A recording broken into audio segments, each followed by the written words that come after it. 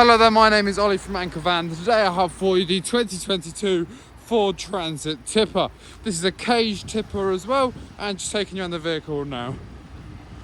So as you can see, the gate at the back does open along with the tailgate at the back.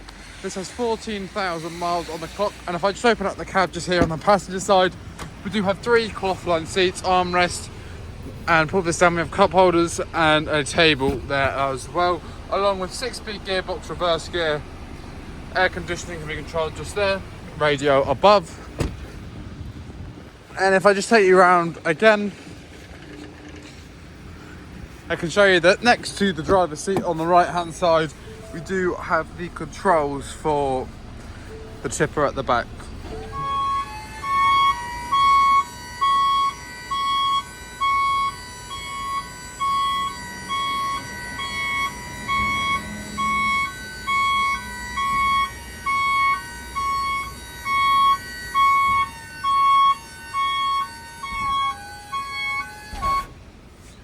And just like that, we have the cage tipper fully erected.